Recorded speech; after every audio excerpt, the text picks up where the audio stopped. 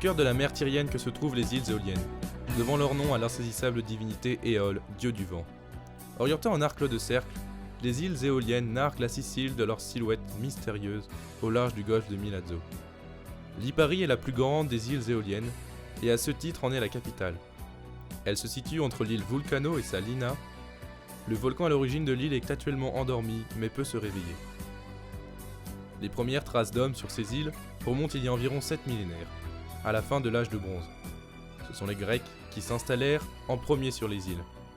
Plusieurs vestiges funéraires furent découverts. Saint Bartholomé est le saint patron des îles. La cathédrale en son nom fut construite en 1080 à Lipari. Au XVIe siècle, le terrible Barberousse qui sévissait en ces eaux cachait ses bateaux sur l'actuel isthme de Vulcano. Aujourd'hui, les îles éoliennes sont italiennes, mais chacune garde bien leur identité.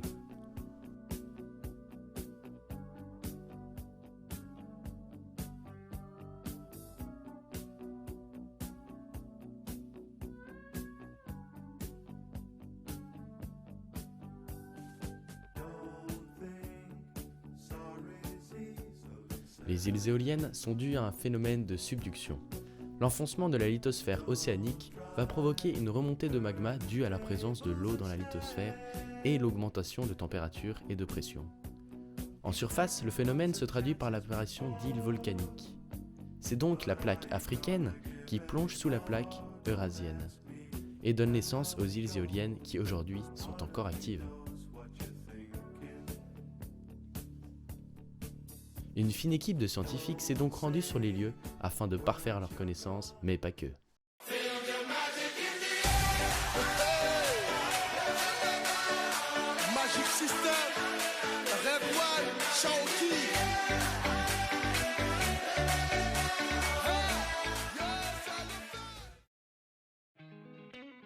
Bref, ils ont gravi péniblement volcan par monts et par vaux, usant leurs semelles sur la roche volcanique, écoutant attentivement les explications passionnantes et enivrantes des géologues, malgré les insoutenables relents d'odeurs pestilentielles, de soufre émanant des entrailles des volcans.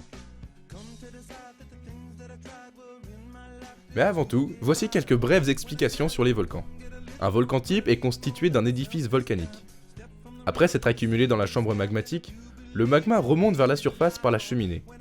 En effet, le gaz dissous dans le magma va provoquer son ascension, et on peut donc observer des projections de différents produits lors des éruptions.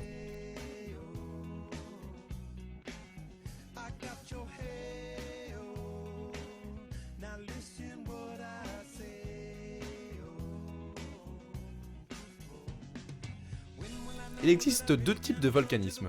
Tout d'abord, l'explosif. Comme chaque volcan, il est constitué d'un édifice volcanique et d'une chambre magmatique sous le cratère. Cependant, il se différencie des autres types de volcanisme par la formation d'un dôme de lave solide pouvant se briser et ainsi engendrer des coulées de lave mineures. Également, un nuage de cendres est dégagé par le volcan. La nuée ardente, quant à elle, est un aérosol volcanique constitué de gaz mais aussi de cendres brûlantes et de bombes. Ce phénomène volcanique est le plus dangereux et dévastateur. Les volcans explosifs dégagent également cendres et lapilli en grande quantité. Stromboli est un volcan de type explosif par exemple. Les éruptions effusives se caractérisent par l'émission d'une lave particulièrement liquide qui s'écoule en majeure partie à la surface du volcan en activité. Elles forment donc des coulées de lave dont la vitesse et la distance d'écoulement dépendent de la viscosité du magma, de la pente de l'édifice volcanique et du taux d'effusivité, donc de la quantité de roches en fusion émise par unité de temps.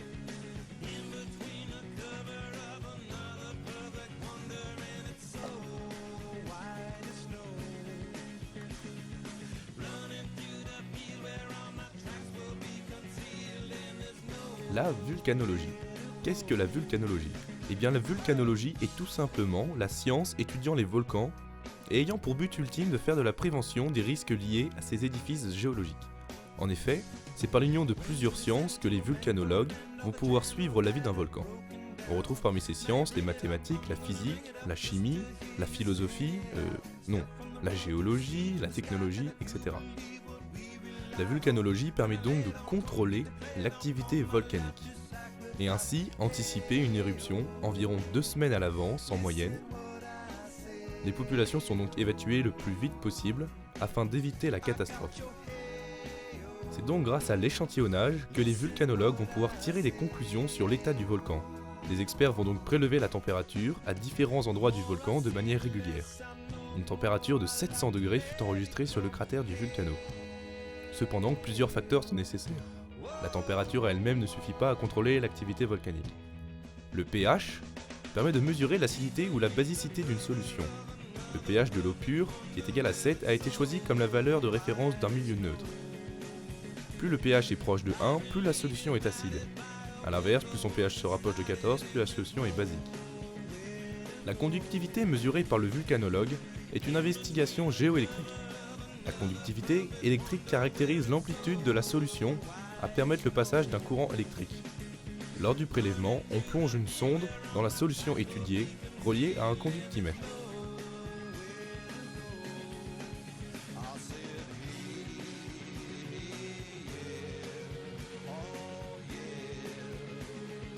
La géochimie est l'étude de la composition chimique des roches, gaz venant de la Terre. On retrouve sur les pentes de certains volcans des fissures ouvertes appelées fumerolles. C'est par ces fissures que s'échappent des gaz volcaniques, constitués de vapeur d'eau, d'hydrogène sulfuré, de gaz carbonique, etc. Ces gaz sont plus ou moins chauds, entre quelques dizaines et centaines de degrés. Une température de 300 degrés fut enregistrée à 10 cm sous un fumerol à Vulcano. Il faut savoir que ces gaz sont composés de 99% de vapeur d'eau et 1% de composés chimiques comme le monoxyde de carbone, le dioxyde de carbone, le méthane, etc. Les vulcanologues vont donc s'intéresser à ces composés chimiques en faisant des prélèvements. La méthode de Ziegenbach est donc la méthode de prélèvement de gaz la plus utilisée dans le monde. Un fleuret, tube en fer, est donc planté au niveau d'une fumerole. Puis par l'intermédiaire d'un tube à vide, car il est un excellent isolant, les gaz remontent jusqu'à l'ampoule. Le vide a été effectué au sein de l'ampoule. Les gaz provenant des fumerolles vont ainsi remonter par différence de pression au travers de la solution de soude. La vapeur d'eau va se condenser dans la soude et les gaz acides, qui sont les composants majoritaires des gaz volcaniques, vont réagir avec la soude. L'analyse de ces gaz en laboratoire peut se faire par chromatographie. On trouve autour des fumerolles différents dépôts colorés. En orange, le soufre liquide, en jaune, le soufre solide, en blanc, la chlorure d'ammonium, et enfin en noir, des oxydes, molécules chimiques s'oxydant au contact de l'air. Les roches magmatiques caractérisent l'ensemble des roches issues de la solidification du magma. Les roches magmatiques plutoniques vont se former à l'extérieur de la chambre magmatique, contrairement aux roches volcaniques. Afin de trier ces roches, la classification du double triangle de Streckensen est utilisée pour classer l'ensemble des roches magmatiques. Elle est basée sur la proportion de minéraux comme le quartz et les différents feldspaths. Une roche prise au hasard ne pourra jamais contenir l'association QF. Lors de notre périple, nous avons pu observer de l'obsidienne, une belle pierre noire, résultant d'une coulée de lave à Vulcano. Le terme de paroxysme est souvent employé comme synonyme d'éruption, mais il a une valeur plus spécifique, surtout en ce qui concerne la violence de la phase éruptive. La caldeira est un cratère circulaire de volcan géant dû à l'explosion puis à l'effondrement de la partie centrale. Le réservoir magmatique sous-jacent, étant à moitié vide, s'effondre par gravité. Le stromboli.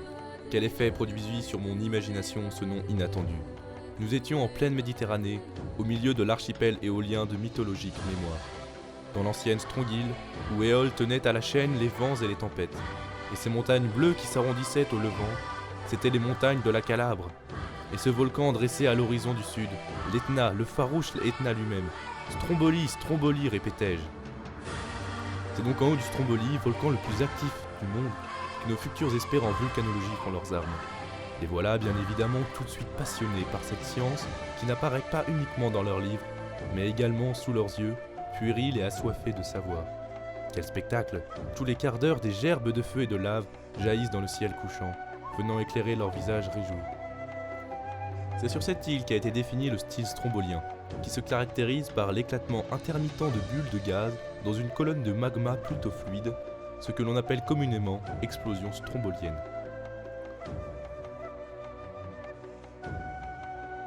Le Vulcano. Le Vulcano est un volcan également très actif, caractérisé par l'émission de gaz, fumerolles, présentes sur le cône du cratère.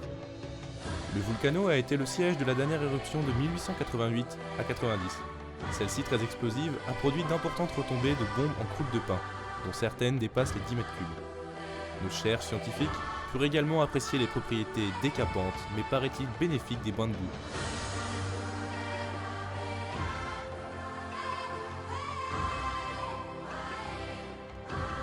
Située sur la côte nord de la Sicile, entre une falaise gargantuesque et la mer, Cefalù est une ville qui ne manque pas de charme.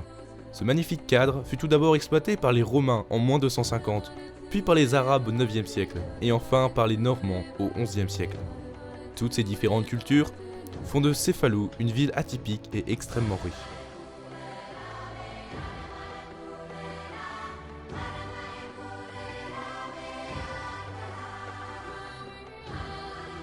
Le parfait exemple de cette fusion de culture est sa cathédrale de style arabo-normand, construite par Roger II, roi de Sicile, contenant la très célèbre mosaïque du Christ Rédempteur.